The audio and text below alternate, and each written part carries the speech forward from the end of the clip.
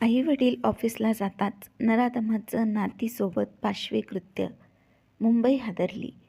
अवघ्या 13 वर्षाच्या नातीला वासनेची शिकार करून तिच्यावर लैंगिक अत्याचार करणाऱ्या नराधमाला पोलिसांनी अटक केली असून त्यांच्याविरोधात गुन्हा दाखल करण्यात आला आहे.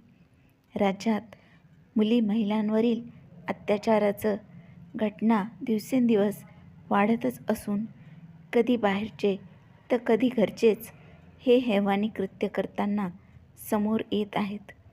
अशातच मुंबईत आता पुन्हा अशीच एक भयानक घटना घडली असून आजोबांनीच त्यांच्या नातीवर अत्याचार केल्याचे उघड झाले आहे. अवघ्या 13 वर्षाच्या नातीला वासनेची शिकार करत तिच्यावर लैंगिक अत्याचार केल्याप्रकरणी नराधम व्यक्तीला पवई येथून अटक करण्यात आली आहे.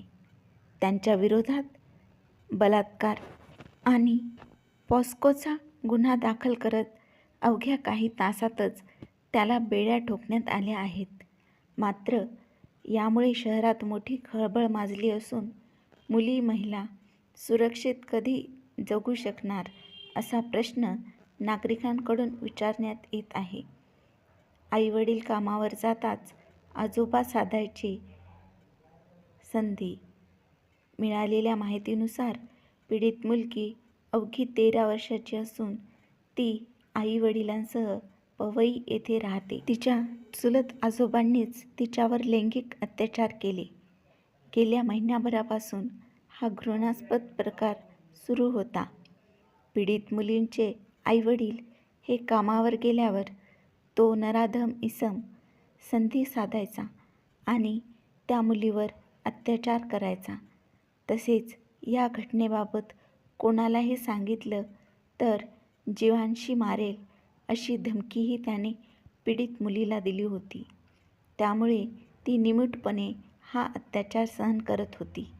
मात्र काही दिवसांनी त्रास होऊ लागल्याने तिने कशीबशी हिंमत गोळा करत घडलेल्या प्रकाराबाबत तिच्या आईला सांगितलं.